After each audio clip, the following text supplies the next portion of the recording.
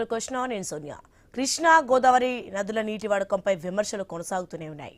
తెలంగాణకు రావాల్సిన 34% వాటా కూడా వాడుకోలేని పరిస్థితిలో ప్రభుత్వం ఉందన్న ఆరోపణలు వెల్లువెత్తున్నాయి.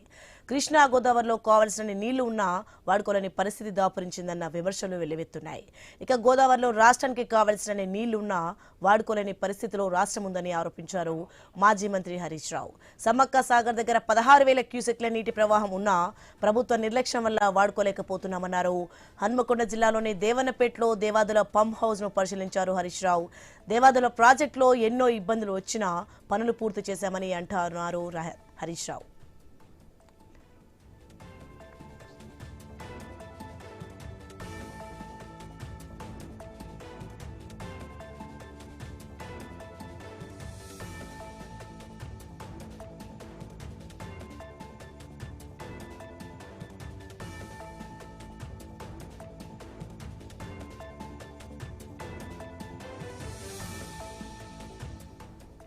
ఇక గోదావరిపై నల్లమల సాగర్ నిర్మిస్తామని చంద్రబాబు అంటున్నా రేవంత్ సర్కార్లో ఉలుకు లేదు పలుకు లేదన్నారు హరీష్ రావు. 2.5 ఏళ్లు అవుతున్నా మేడిగడ్డకు రిపేర్లు చేయడం లేదంటారు. చంద్రబాబుకు గురుదక్షిణంగానే గోదావరి నీళ్లు వదులుతున్నారా అని ప్రశ్నించారు. ఇక మాజీ మంత్రి హరీష్ రావు చేసిన కామెంట్స్ ను బట్టి రాబోయే ఎండాకాలానికి రైతులు కష్టాలు తప్పేట్లు లేదు. ఎందుకంటే ప్రాజెక్టులో నీటి మట్టాలు దారుణంగా పడిపోతున్నాయి. నీళ్లు ఉన్నప్పుడే ఒడిసి పట్టుకోవాల్సింది. అలాంటిది అధికారులు కానీ ప్రభుత్వం కానీ అటువైపు ఆలోచన చేయడం లేదన్న విమర్శలు వస్తున్నాయి. ఈ రబీ సీజన్లో రైతులకు సాటునీటి కష్టాలు తప్పవా? దేవాదుల ప్రాజెక్టును ఎందుకు పూర్తి చేయడం లేదు? రైతుల అవసరాలను ప్రభుత్వం గుర్తించడం లేదా? పక్క రాష్ట్రానికి మేలు చేసేందుకే వదులుతున్నారా? రాష్ట్రంలో నీటి మేనేజ్మెంట్ సరిగ్గా లేదా?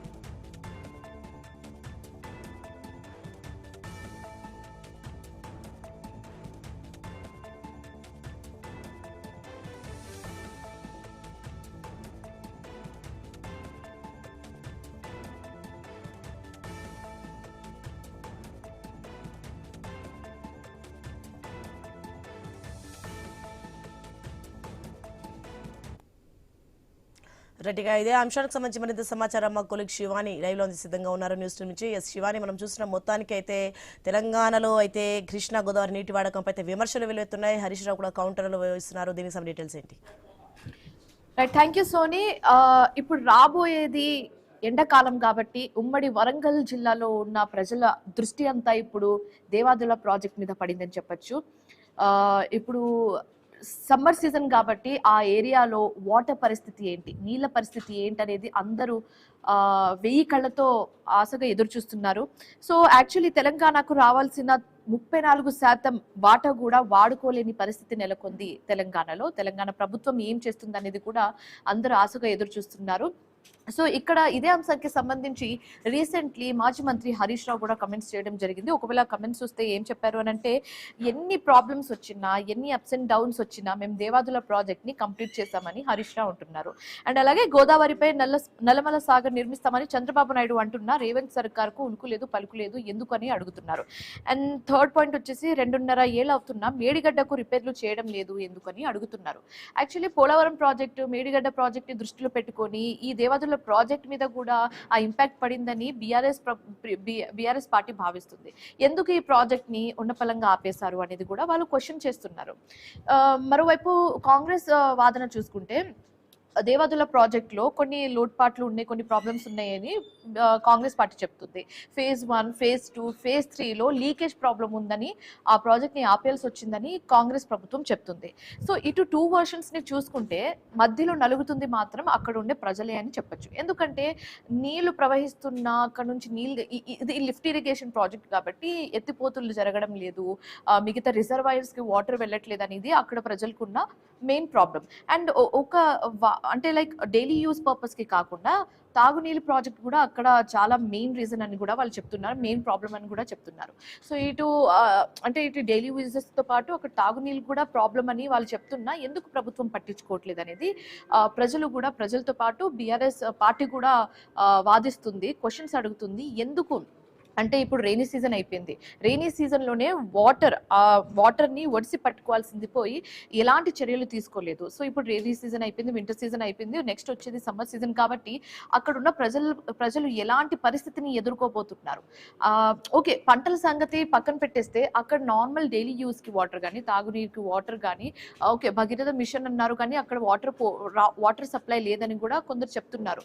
సో ఇలాంటి ప్రాబ్లమ్స్ అన్ని దృష్టిలో పెట్టుకొని నెక్స్ట్ వచ్చేది సమ్మర్ సీజన్ కాబట్టి మా పరిస్థితి ఏంటనేది కూడా అక్కడ ప్రజలు అడుగుతున్న క్వశ్చన్. సో రైట్, ఇదే అంశానికి సంబంధించి మనతో చర్చించడానికి మనతో పాటు జాయిన్ అవుతున్నారు కర్నే అరవింద్ గారు. సో వాళ్ళతో మాట్లాడి మరిన్ని ఒపీనియన్స్ వాళ్ళని అడిగి తెలుసుకుందాం. But before that small break తీసుకుందాం. బ్రేక్ తర్వాత updates. Right, welcome back to question hour. మనం డిస్కస్ చేస్తున్న టాపిక్ వచ్చేసి దేవాదుల ప్రాజెక్ట్ గురించి. సో ఇదే అంశానికి సంబంధించి ప్రస్తుతం మాట్లాడడానికి మనతో పాటు జాయిన్ అవుతున్నారు ఫోన్ ఇన్ లో పుష్పలీల గారు, మాజీ మంత్రి అండ్ కాంగ్రెస్ లీడర్. ఆవిడతో మాట్లాడి మరిన్ని విశేషాలు అడిగి తెలుసుకుందాం. నమస్తే అండి. లలిత గారా? హలో చెప్పండి. పుష్పలీల గారు, సౌండ్ వినిపించట్లేదు, స్లో ఉంది మీది. వినిపిస్తుందా అండి? వినిపిస్తుంది కానీ నాకు కంటిన్యూగా అయితే కుదరదు తల్లి, నేను కొంచెం జర్నీలో ఉన్నాను. షూర్ అండి, ఎంత వీలైతే అంత అండి. సో ఇప్పుడు మనం మాట్లాడుతుంది దేవాదుల ప్రాజెక్ట్ కాబట్టి, వచ్చేది సమ్మర్ సీజన్ కాబట్టి అక్కడ ఉన్న ఉమ్మడి వరంగల్ జిల్లాలో ఉన్న ప్రజలందరూ కూడా 1000 కళ్ళతో ఆశగా ఎదురు చూస్తున్న ప్రాజెక్ట్ వచ్చేసి దేవాదుల ప్రాజెక్ట్ అండి. సో ఈ ప్రాజెక్ట్ లో నెక్స్ట్ ఎలాంటి చర్యలు తీసుకోబోతున్నారు అనేది కూడా వాళ్ళు ఆశతో ఎదురు చూస్తున్నారు. మీరు ఏం చెప్పాలనుకుంటున్నారు? దేని మీద వాటర్ స్కేర్సిటీ రాబోయే దాని గురించి, భవిష్యత్తు గురించి కదా? అవునండి. ప్రభుత్వము ఎప్పుడు కూడా ఈ 2.5 సంవత్సరాల్లో మేము గమనించింది ఏంటంటే, ఏదైతే తెలంగాణలో మనకి నీళ్లు, నిధులు, నియామకాలు అని చెప్పిన వాళ్ళు దాని మీద అసలు వాళ్ళు చేసింది ఏమీ లేకుండానే పంటలు పండడం అనేది చూడటం జరిగింది. అలాగే తాగునీటి సమస్య అనేది నిజంగా కూడా ఈసారి మనకు వచ్చిన సమాచారం ఏంటంటే చాలా విపరీతంగా ఎండలు ఉంటాయి, దానివల్ల చాలా ఇబ్బందులు వస్తాయని చెప్తున్నారు వాతావరణ శాఖ అనుకోండి. అందుకని ప్రభుత్వ పరంగా కూడా దీనికి మంచినీటికి సంబంధించినంత వరకు కూడా ఉన్న వాటిని స్టోరేజ్ సరిగ్గా చేసుకొని వాటిని ఇవ్వాలంటే ఇప్పుడుకున్న వాటిలోనే పర్వాలేదు, మనకి సరిపోని అని వాటర్ అయితే ఇప్పటి వరకు అయితే ఉంది. ఇక గత 2 నెలల్లో మరి ఉన్న దాన్ని బట్టి ప్రభుత్వం దానికి ప్రత్యామ్నాయం కూడా ఆలోచిస్తా ఉంది. రేవంత్ రెడ్డి గారు వచ్చిన తర్వాత రివ్యూలు చాలా జరుగుతూ ఉన్నాయి. మీరు మొన్న గత చూసినట్టయితే మనం చాలా వరకు కూడా వాటర్ దాని మీదనే మంత్రులందరూ కూడా కేబినెట్ కూర్చొని కూడా మాట్లాడటం జరుగుతుంది. ఈ మధ్యలో కూడా ఒక 2-3 మీటింగ్స్ పెడతారని కూడా తెలిసింది సమాచారం నాకు. సో వాటర్ అనేది నిజంగా కూడా తాగునీటి ముందు చేసుకోవాలనేది దానికి సంబంధించిన కేటాయింపులు కానివ్వండి, ప్రాజెక్ట్స్ సంబంధించినవి కానీ, లిఫ్ట్ ఇరిగేషన్స్ ఎన్ని ఉన్నా కూడా మనకి ఎక్కడెక్కడ వాటర్ ఏవైతే ఉండవలసిన దానికంటే కూడా శాతాన్ని మెయింటైన్ చేస్తా ఉన్నాయి. సో మంచినీటికి సంబంధించిన ఉస్మాన్ సాగర్ కానీ, గండిపేట కానీ, ఇప్పుడు ఉన్న నల్గొండలో ఉన్న వాటి లిఫ్ట్ ఇరిగేషన్స్ వచ్చిన వాటర్ కనుక చూస్తే చాలా వరకు ఇప్పుడున్న వాటికైతే ప్రస్తుతానికైతే పర్వాలేదమ్మా.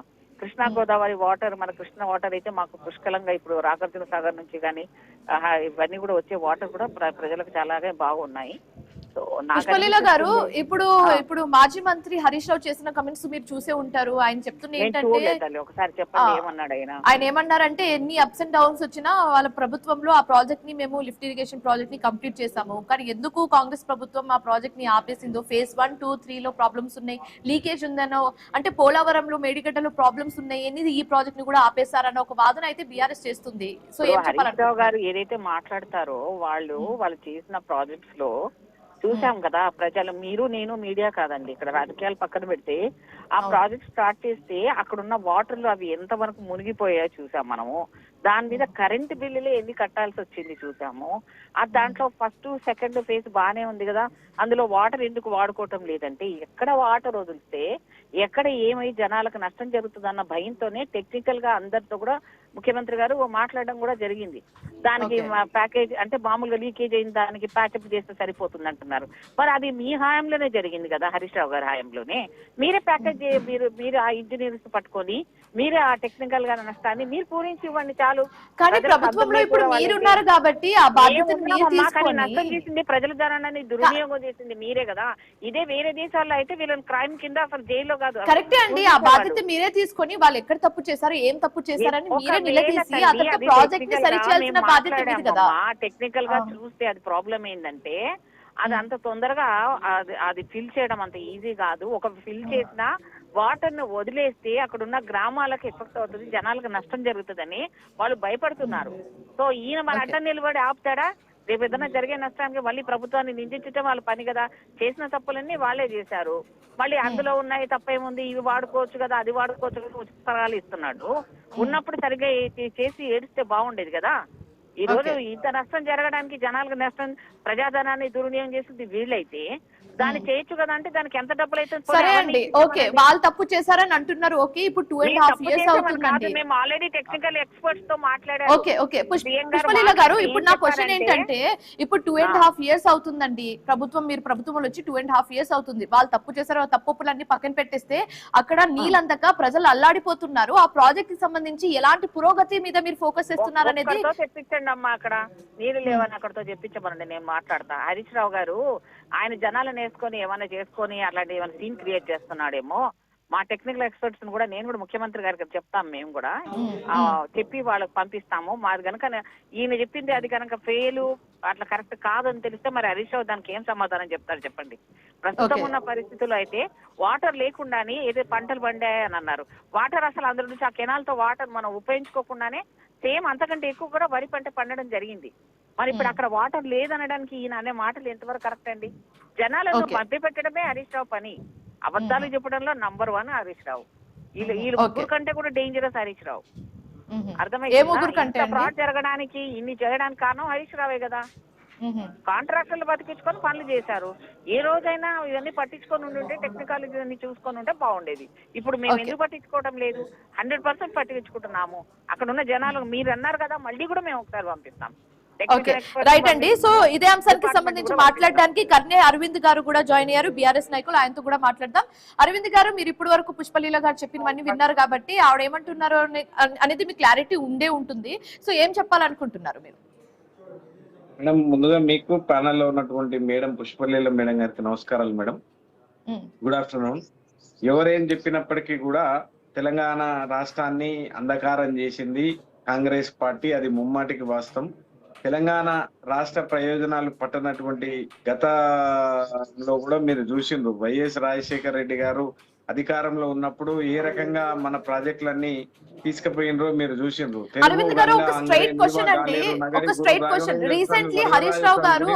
వెలుగొండ కాబట్టి అడుగుదాం. ఒక్క నిమిషం అండి అరవింద్ గారు. ఇప్పుడు హరీష్ రావు గారు ఏం చెప్పారు అని అంటే అక్కడ నీళ్ళు అందట్లేదు, సాగునీళ్ళు అందట్లేదు, మంచినీళ్ళు అందట్లేదని ఆయన చెప్పారు. సో అది తప్పు అని పుష్పలీల గారు అంటున్నారు. మీరేం చెప్పాలనుకుంటున్నారు? మేడం, ఇవాళ గోదావరిలో పుష్కలమైనటువంటి నీళ్లు ఉన్నాయి. గోదావరిలో ఇవాళ సమ్మక్క బ్యారేజ్ కట్టి ఇవాళ దాదాపుగా మనము 365 రోజులు నీళ్లు ఇచ్చుకునేటువంటి పరిస్థితుల్లో కేసీఆర్ గారి ప్రభుత్వం ఉన్నప్పుడు దేవాదుల కట్టినటువంటి పరిస్థితి ఉంది. దేవాదుల్లో మనకు 3 పంపులు కూడా ఇవాళ పోయినటువంటి నేపథ్యం చాలా స్పష్టంగా కనిపించింది. నిన్నటి రోజున హరీష్ రావు గారు అక్కడికి పోయి పర్యవేక్షించి 3 పంపులు కూడా పనిచేయనటువంటి నేపథ్యం చాలా స్పష్టంగా కనిపిస్తే ఇవాళ ఆ విషయాలని అడిగితే ఆ రోజు పొంగిలేటి శ్రీనివాస్ రెడ్డి గారు ఇన్ఛార్జ్ మంత్రిగా అక్కడికి పోయిండ్రు. ఈ 2 సంవత్సరాల లోపల తీరని అన్యాయం చేసిండ్రు, రైతాంగానికి తీరని అన్యాయం చేసింది ఈ కాంగ్రెస్ ప్రభుత్వం అని చెప్పి పలుమార్లు బీఆర్ఎస్ పార్టీ చెప్పింది. అయితే ఇవాళ మొత్తంగా తెలుగుదేశము కాంగ్రెస్ పార్టీ అధికారంలో ఉన్నప్పుడు ఇదే దేవాలయం నుంచి కేవలం 47 ఎకరాల 47,000 ఎకరాల ఆయకట్టునే వాళ్ళు చేసిండ్రు. కానీ కేసీఆర్ గారు వచ్చిన తర్వాత సమ్మక్క బ్యారేజ్ ని పెట్టుకొని అక్కడి నుంచి మనం తీసుకొని వచ్చి దేవాలయంలో 365 రోజులు ఉండాలి అని చెప్పి ఇక్కడ జరిగినటువంటి ఆయకట్టు ఎంత అంటే కేసీఆర్ గారి హయాంలో 3 లక్షల పైచిలుకు ఎకరాల ఆయకట్టు ఇక్కడ మనం స్థిరీకరించడం జరిగింది. నీళ్లు ఇవ్వడం ద్వారా, సమ్మక్క బ్యారేజ్ ద్వారా నీళ్లు రావడం ద్వారా ఇక్కడ చాలా స్పష్టంగా ఉన్నది. ఇప్పుడే గోదావరి నీళ్లు పక్కకు పోతా ఉన్నాయి, కానీ ఒడిసిపట్టి పంపుల ద్వారా రైతాంగానికి నీళ్ళు ఇవ్వమంటే వీళ్ళు 8 కోట్ల రూపాయలు గతంలో యాసంగి పునాస యాసంగి పంటలో వీళ్ళు బకాయిలు 8 కోట్ల రూపాయల బకాయిలు వీళ్ళు ఇవ్వలేదు కాబట్టి ఇవాళ ఆ పరిస్థితిలో పంపులు ఉన్నటువంటి పరిస్థితి ఉంది. పంపులన్నీ ఖరాబ్ అయినటువంటి నేపథ్యం ఉన్నది. ఒకటి మేడం నేనేమంటా ఉన్నాను అంటే పాలకులకు ప్రజల పట్ల ప్రేమ ఉండాలి. రైతాంగం పట్ల ముఖ్యంగా ఎద్దేర్చిన వ్యవసాయం రైతేర్చిన రాజ్యం ముందల పడదు మేడం. కాబట్టి ఇవాళ రైతును రాజు చేయాలి అనేటువంటి సంకల్పం ఏమో కేసీఆర్ గారు తీసుకున్నారు. ఇవాళ నీళ్లు తెచ్చి నీళ్ళు ఇచ్చి గొప్పగా ఇవాళ మనము అన్ని వర్గాల లోపల ముందుండాలి అనే ఆలోచన కేసీఆర్ గారు చేసిండ్రు. కానీ అరవింద్ గారు ఒక్క నిమిషం ఆగండి. పుష్పలీల గారు మీకు టైం లేదు, ట్రావెల్ చేస్తున్నారని చెప్తున్నారు కాబట్టి ఒక ఫైనల్ క్వశ్చన్ అడుగుతానండి. అదేంటంటే ఓకే తప్పు ఎవరు చేశారనేది పక్కన పెట్టేస్తే ఇప్పుడు ప్రజల ఆసక్తిగా ఎదురు చూస్తుంది ఏంటంటే ఆ ప్రాజెక్ట్ గురించి, ఆ ప్రాజెక్ట్ నుంచి నీళ్ళు ఎప్పుడు వస్తుంది అనేది కూడా. ఇప్పుడు 8 crores బాకీ ఉన్నారు, అందుకనే ఆ పంపులు రిలీజ్ చేయటం లేదు, వాటర్ రిలీజ్ చేయడంలో పెండింగ్ ఉన్నందుకు అవ్వట్లేదు అని అన్నాడు కదా సోదరుడు. నేనేమంటాను 8 crores ఎవరి హయాంలో బాకీ పెట్టారు? ఒక చుక్క నీళ్లు లేకుండా 8 crores చేసిన ఘనత ఎవరిదమ్మా? అందులో వదలలేదు. మీరు సంకల్పం సరిగైనదే అనుకుంటే దాన్ని అది అప్పటి నుంచి అది వాటర్ ను పంపింగ్ చేసి ఉండుంటే మధ్యలో ఆగి ఉంటే మేము అనేవాళ్ళం సరే గవర్నమెంట్ మారింది మళ్ళీ అది కంటిన్యూస్ చేయాలి కాబట్టి అదేమన్నా ఉండేదేమో. మీ హయాంలోనే ఆ పంపులు బంద్ చేసి పెట్టి ఉన్నవి, అవి నడవనే లేదు. దాని మీద ఇంకా నడవని దానికే కరెంటు బిల్లు కింద 8 crores వేసిన దానికి మరి అది కట్టాల్సింది కట్టట్లేదని ఎద్దడిచినది అవన్నీ వినడానికి వీళ్ళు బాగా మాటలు నేర్చారమ్మా. ప్రాక్టికల్ గా ఉంటే వీళ్ళని జనాలు ఎందుకు మూలబెట్టారు అనే దానికి వీళ్ళకి ఇంకా అర్థం కావట్లేదు. అబద్ధాలు చెప్పడంలో అంత తప్పులు చేస్తున్నారు వీళ్ళు. కార్యకర్తలుగా ఉండవాళ్ళు ఉంటే అభిమానం ఉండాలి, కానీ అది అతిమీరిన అబద్ధాలు చెప్పడంలో వీళ్ళు తెలంగాణ ప్రజలు ఇంకా మోసం చేయాలని చూస్తున్నాడు. హరీష్ రావు గారి మాటలు విని ఈ రోజు కనుక చూస్తే ఆయన ఎంత పెద్ద గొప్ప గనుడు అంటే అసెంబ్లీలో ఉన్న మనం కాగు రిపోర్ట్లను కూడా ఆయన మార్పింగ్ చేసి అందులో కూడా సంఖ్యలను మార్చి చూపించగలిగిన ఉద్దండు ఆయన. ఇక ఆయన గురించి ఆయన చెప్పింది నిజమని నమ్మమంటావా తల్లి? 8 crores బకాయి ఎప్పటి నుంచి ఉందనేది తీపిద్దాం. అంటే అంత కాన్ఫిడెంట్ గా పీపీటీ ప్రెజెంటేషన్ ఇచ్చి మరి అన్ని ప్రాజెక్టుల గురించి ఆయన వివరిస్తుంటే అమ్మా నేను అదేగా చెప్తున్నా. 8 crores బాకీ అన్నారు కదా, 8 crores బాకీ అది వాటర్ వచ్చినప్పుడు వచ్చిందా లేకుండానే నడవకుండానే 8 crores బాకీ ఎవరి హయాంలో నుంచి మొదలు పెట్టింది, ఎప్పుడు వచ్చింది అన్నది అది క్లియర్ చేద్దాం. చేసినాక నేను ముఖ్యమంత్రి ఈ క్వశ్చన్ గురించి డిస్కస్ చేద్దాం. వాళ్ళు ఎద్దరినది అదేనని ఇవన్నీ నాటకాల మాటలు బంద్ చేయమనండి వాళ్ళని. ఎందుకంటే లాస్ట్ క్వశ్చన్ అండి, ఈ ప్రాజెక్ట్ నుంచి ఇప్పుడు ఈ ఫేజ్ 1, 2, 3 లో ప్రాబ్లమ్స్ అంటున్నారు కదా, ఇది ఎంత ఎప్పుడు రిసాల్వ్ అవుతుంది? ఒక షార్ట్ వేలో చెప్పండి ఆన్సర్. అది ఎలా అవుతుంది తల్లి? కట్టాలంటే ముందు మేము టెక్నికల్ పర్సన్స్ తీసుకుంటాం కదా, తీసుకుంటే ఆ యాక్షన్ ఎప్పటి నుంచి తీసుకుంటారనేది ఎదురు ఈయన చెప్పంగా ఈయనకి పని పాట లేదు, బాగా డబ్బులు సంపాదించుకున్నాడు, మూలకేసుకున్నాడు. ఆయన మోతబారులని 10 మందిని వేసుకుంటున్నారు. అక్కడ ఆ చెల్లి ఒక ప్రాంతం పార్టీ లాగా డివిజన్ పార్టీస్ చేసుకుంటా 3 లెవెల్లో బయలుదేరుతున్నారు. బాగా డబ్బులు ఉన్నాయి, జనాలు ఏం వేసుకుని తిరుగుతున్నారు. వీళ్ళు ఖాళీ ఖజానా పెట్టిన దానికి జీతాలు కూడా సరిగ్గా ఇవ్వలేని పరిస్థితులు ఉన్నదాన్ని నడిపించడానికి కష్టాలు పడుతున్నాము ఇప్పుడు. అయినా కూడా సరే రేవంత్ రెడ్డి గారి పాలన లోపల జనాలకు ఏవి కూడా ఇబ్బంది కాకుండా సాధ్యమైనంత ప్రయారిటీస్ లో చేస్తున్నాము. ఏదైనా కూడా కొత్త దాన్ని కట్టడానికి డబ్బులు ఒక పద్ధతి ప్రకారం ఉంటది. పాత దాన్ని రిపేర్ చేయాలి, దానికి ఎంత ఎస్టిమేషన్ వేయాలనేది ప్రభుత్వం దగ్గర లెక్కలు అంచనాలు ఉంటాయి. ఆ ప్రకారం జరిగిన సమావేశంలో ఆయన దీని గురించి ప్రస్తావన వచ్చి టైం ఉంటుంది. ఆయన ఒక పని చేయమనండి, ప్రతిపక్షం కరెక్ట్ పాత్ర నిర్వహిస్తే ఆయన తీసుకున్న రిపోర్ట్ ని తీసుకెళ్లి ముఖ్యమంత్రి గారిని వెళ్ళి కలవమనండి. మా టీము అది రివ్యూ చేస్తారు. ఎందుకంటే ఆయనకి వెళ్ళడం నామోస్ ఏం లేదు, అప్పటిలాగా సెక్రటరియట్ ఏం బంద్ లేదు. ఆయన వెళ్ళేసి అపాయింట్మెంట్ ఫిక్స్ చేసుకుని వెళ్ళి అది ఆ విషయాన్ని తీసుకుని వెళ్ళి ముఖ్యమంత్రి గారు ఆ సంబంధిత మంత్రి గారి దృష్టికి తీసుకెళ్ళమండి. ప్రాబ్లమే లేదు, మాకేం బేసిజాలు ఉండవు. అర్థమవుతుందా? ఓకే అమ్మా, బాయ్. ఓకే అండి, thank you so much. So ఇప్పుడు చెప్పండి అరవింద్ గారు, మీరు ఏం చెప్పాలనుకుంటున్నారు? ఏమైనా ప్రాబ్లం ఉంటే డైరెక్ట్ గా రిపోర్ట్ తీసుకొని వెళ్ళమంటున్నారు ఆవిడ? అది సాధ్యమయ్యేటువంటి వ్యవహారం కాదు అని ఆమె కూడా తెలుసు. అయినా ముఖ్యమంత్రి గారికి నిజంగా రైతుల పైన ప్రేమ ఉంటే, రైతుల గురించి చిత్తశుద్ధి ఉంటే ఈ రకంగా ఎందుకు ఉంటది? తెలంగాణ రాష్ట్రం గొప్పగా ఉంటాయి. ఇవాళ తెలంగాణ రైతులు రోడ్డెక్కి యూరియా, ఇవాళ ఫోన్లు ఎవరి దగ్గర చిన్న ఫోన్లు ఉన్నటువంటి వాళ్ళు ఫోన్లలో యాప్లు చేయాలి, యాప్లలో యూరియా బుక్ చేసుకోవాలి అని అనడము అంటేనే వీళ్ళ వైఖరి, వీళ్ళ ప్రేమ తెలంగాణ ప్రజల పక్షాన, ముఖ్యంగా రైతుల పక్షాన ఏ విధంగా ఉందో వాళ్ళకి అర్థమైంది. ఎందుకు అంటే ఆయన రైతు కాదు కదా, ముఖ్యంగా రైతు కాదు. అలాగే కానీ కేసీఆర్ అప్పులు కూడా మీ హయాంలోనే కేసీఆర్ జరిగిందని ఆవిడ చెప్తున్నారు. మీరేం చెప్పాలనుకుంటున్నారు? అయితే 99.95% పనులు మా హయాంలో జరిగినాయి. మేము అన్ని పూర్తి చేసి పెట్టున్నాం. ఇవాళ 8 కోట్ల బకాయి ఈ 2.5 సంవత్సరాలుగా వాళ్ళు కట్టలేదు. అంతకు ముందుకు everything is clear in every lift irrigation project. Everything is clear in every lift irrigation project. A lift irrigation project లో కూడా ₹1 బకాయి లేనటువంటి పరిస్థితి ఉంది. ఇట్లా పచ్చి అబద్ధాలని చెప్పి 6 గ్యారంటీలను తీసుకొచ్చి గారడి చేసి తెలంగాణ ప్రజలని నయవంచని ఒప్పించి ఇవాళ ఆవేదనని ఇవాళ ఎల్లగక్తా ఉన్నారు.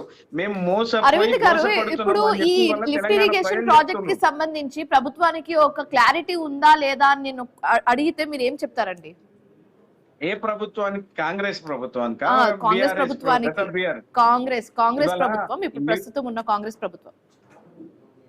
కాంగ్రెస్ ప్రభుత్వంలో ఉన్నటువంటి పెద్దలకు దయచేసి లిఫ్టులు అంటే తెలియవు, లిఫ్టులో ఉన్నటువంటి నీళ్ళ గురించి తెలియదు, ఎన్ని టీఎంసీల గురించి తెలియదు, ఏడికెళ్ళి నీళ్లు వస్తున్నాయి అనేటువంటి విషయం వాళ్ళకు తెలిసి ఉంటే మాత్రం ఈ కోణంలోనైతే ఉండదు. కానీ కేసీఆర్ గారికి నీళ్ల పైన అవగాహన ఉంది. నీళ్లు మన రైతులు కృష్ణా గోదావరి జీవనాలతో, వందలాది వాగులతో, గలగలా పాడే సెలయర్లతో అలలాడుతున్న నా తెలంగాణ, అపారమైనటువంటి అడవి సంపదను, అన్ని రకాల ఖనిజ సంపదను కలిగి ఉన్న నా తెలంగాణ ఎందుకు వెనుకబడ్డ ప్రాంతంగా ప్రయత్నపడుతుంది? నిజంగా తెలంగాణ వెనుకబడ్డ ప్రాంతమా? కానే కాదు, ముమ్మాటికి కాదు, తెలంగాణ వెనుకబడేయబడ్డ ప్రాంతము అని చెప్పి కేసీఆర్ గారు ఇవాళ గొప్పగా జలసాధన ఉద్యమాలు చేసిండు. తెలంగాణ ప్రజలకు నీళ్ల గోసని చెప్పేటువంటి ప్రయత్నం చేసిండు. తెలంగాణ ప్రజలకు నీళ్ల గోసని వివరించేటువంటి ప్రయత్నం కేసీఆర్ గారు చేసిండ్రు. కాబట్టి నీళ్ల గురించి అయినా అరవింద్ గారు, లాస్ట్ ఒక క్వశ్చన్ అండి. ఇప్పుడు మొన్న హరీష్ రావు గారు చేసిన కమెంట్స్ ని మనం ఒకవేళ చూస్తే, చంద్రబాబుకు గురు దక్షిణగానే గోదావరి నీళ్లు వదులుతున్నారనేది ఒక పెద్ద హెవీ కమెంట్ ఆయన చేయడం అయితే జరిగింది. సో ఈ కమెంట్స్ ని ఎలా చూడొచ్చు అంటారు? ముమ్మాటికి వాస్తవమే కదా. ఇవాళ గురు దక్షిణ అంటే ఇక వాళ్ళ ఆయన కంప్లీట్ గా ఆయన సరే, తను ఇంతకు ముందుకు తన కింద పనిచేసిండు, సరే ఆయన ఒక రాష్ట్రానికి ముఖ్యమంత్రి అయిండు, ఈయన తెలంగాణ రాష్ట్రానికి ముఖ్యమంత్రి అయిండు. అయితే అయ్యేటువంటి క్రమంలో దయచేసి నేనేమంటా ఉన్నానంటే, గవర్నమెంట్ ఈజ్ కంటిన్యూస్ ప్రాసెస్, ప్రభుత్వం కంటిన్యూస్ ప్రాసెస్. కానీ ఇక్కడ చేసినటువంటి వాళ్ళు నిజంగా కేసీఆర్ గారిని ఎందుకు గొలుచుకుంటున్నారు? ఇవాళ రైతాంగం లేదు అనుకుంటే తెలంగాణ రాష్ట్రంలో ఉన్నటువంటి అన్ని వర్గాల ప్రజలు అంటే కేసీఆర్ గారు 2014లో అధికారంలో, మేడం ఒక్క మాట, అధికారంలోకి వచ్చిన తర్వాత ఆ రోజు గోస ఎట్లుండే, ఇవాళ మనం దీన్ని ఎట్లా తీసుకుపోవాలి, 24 గంటల కరెంట్ ఎట్లా తీసుకురావాలి, వెళ్ళి వరంగల్ వరోరా నుంచి మన దగ్గర కరెంటు లేకున్నా 24 గంటల కరెంటు తీసుకొచ్చిండు, ఇంటింటికి నీళ్లు అందించిండు, ఇవాళ రైతాంగానికి పుష్కలంగా సాగునీరు అందించిండు.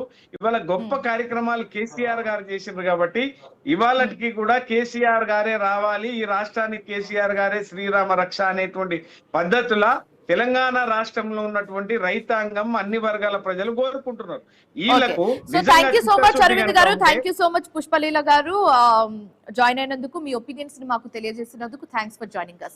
సో ఇది ఇవాల్టి క్వశ్చన్ అవర్. మరొక క్వశ్చన్ అవర్ తో మళ్ళీ కలుద్దాం. Till then keep watching i news.